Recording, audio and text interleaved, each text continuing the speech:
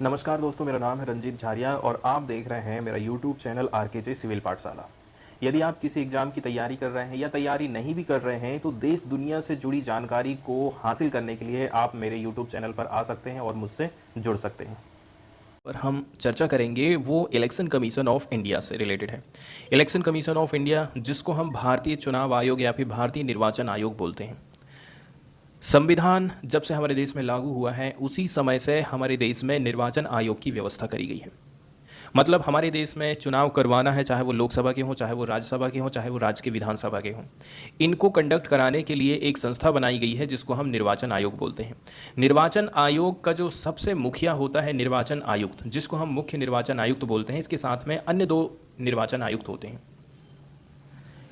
अब यहाँ पर आप कई बार देखे होंगे कि निर्वाचन आयुक्त केंद्र सरकार के हिसाब से काम कर रहा है। कभी कभी आपको ऐसा लगने लगा होगा, क्योंकि ऐसे आरोप लगाए भी जाते हैं।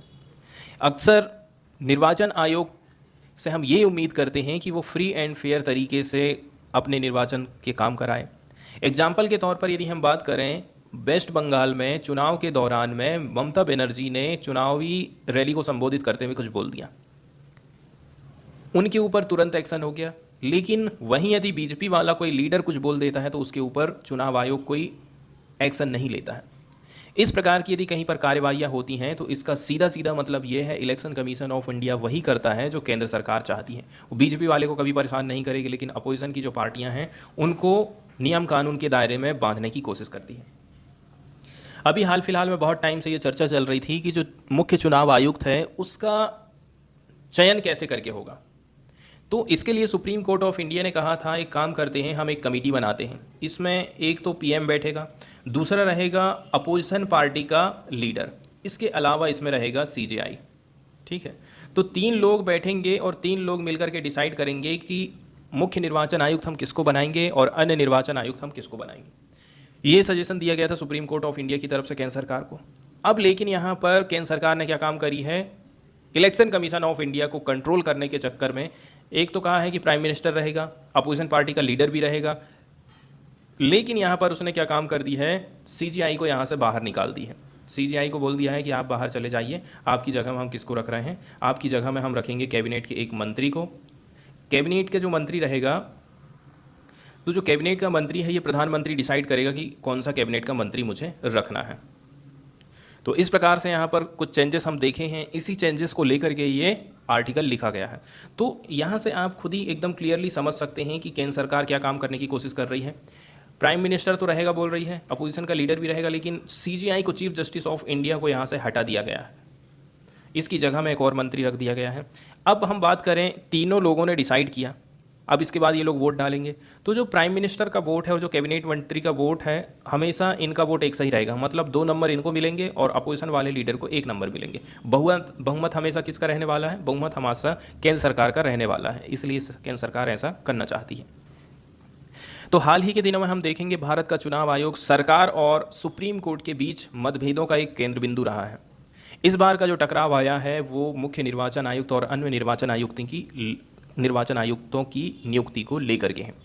तो हाल फिलहाल में कुछ टाइम पहले की बात करें, भारत के सुप्रीम कोर्ट ने 2 मार्च को एक फैसला दिया था, उसमें दिशा निर्देश जारी करे थे केंद्र सरकार को कि मुख्य चुनाव आयुक्त और चुनाव आयुक्तों की नियुक्ति में प्रधानमंत्री, लोकसभा में विपक्ष के नेता और नेता नहीं है तो सबसे बड़े विपक्षी दल के नेता, इसके साथ साथ में भारत के मुख्य न्यायाधीश सीजीआई से बनी समिति की सलाह के आधार पर भारत के राष्ट्रपति मुख्य निर्वाचन आयुक्त या फिर मुख्य चुनाव आयुक्त की नियुक्ति करेंगे। तो ये लोग सबसे पहले डिसाइड करेंगे कि किसको बनाना है, फिर ये जो सलाह मशविरा है राष्ट्रपति को भेजा जाएगा।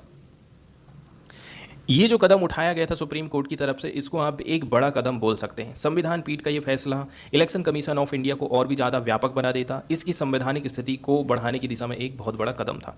संविधान के आर्टिकल 324 में ऐसे कानून को संसद द्वारा बनाए जाने का प्रावधान किया गया है। दिक्कत यहाँ पर यह खड़ी हो गई है। और अच्छी बात यह है, ये जो फैसला लिया गया था 5 जजों की बेंच का सर्वसम्मत फैसला था।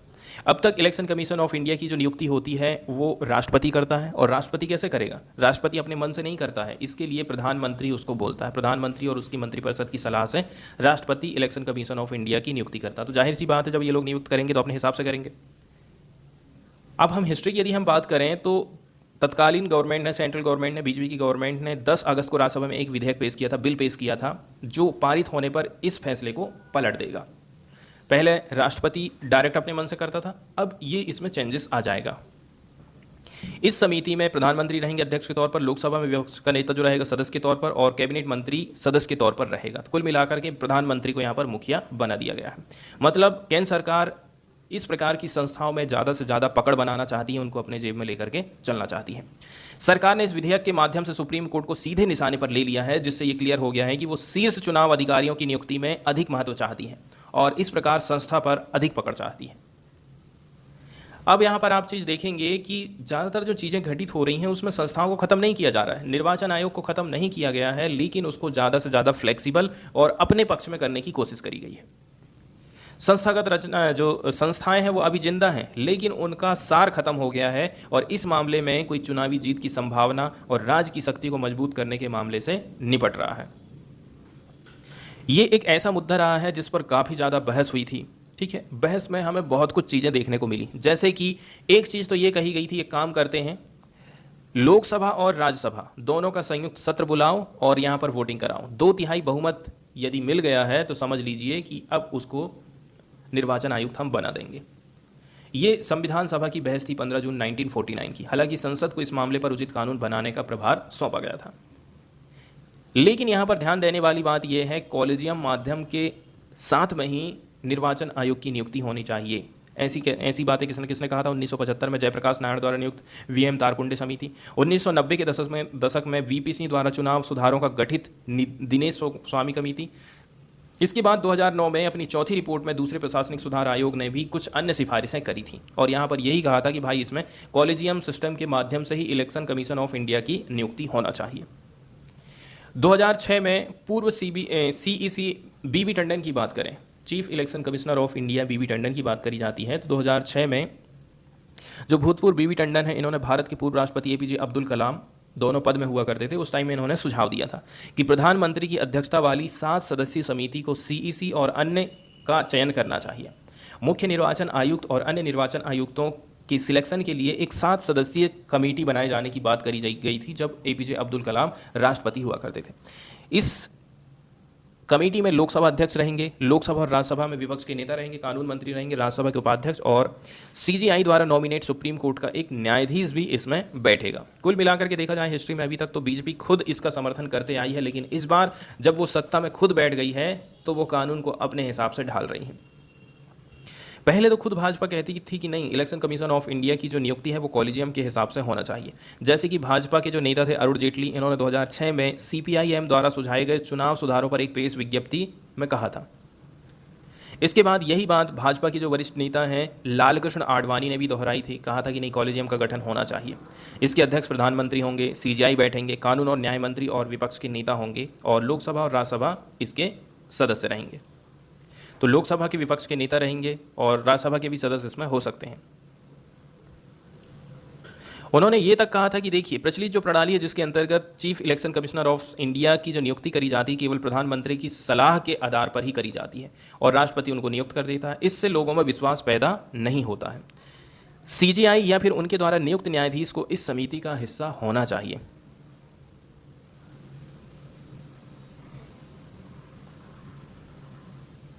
इसके बाद यहाँ के जो लोग हैं इलेक्शन कमीशन ऑफ इंडिया को हमेशा रिस्पेक्ट की दृष्टि से ही देखते हैं। वो चाहते हैं कि ये एक भरोसेमंद जिम्मेदार संस्थान बने। इतनी ज़्यादा गरीबी के बाद असमानता की स्थिति में भी 11 मिलियन कर्मियों की मशीनरी के माध्यम से 900 मिलियन मतदाताओं 2019 का चुनाव डाटा है वाले चुनावों को कंडक्ट कराना एक बहुत बड़ी उपलब्धि है इलेक्शन कमीशन ऑफ इंडिया की। हालांकि सत्तारूढ़ दल या फिर उसकी विचारधारा पर नरम रुख यदि अपनाया जा रहा है इलेक्शन कमीशन ऑफ इंडिया के द्वारा, तो ये जो है गलत बात है। इसके बाद नेक्स्ट वाला जो एडिटोरियल हम देखने वाले हैं ये काफ़ी इंपॉर्टेंट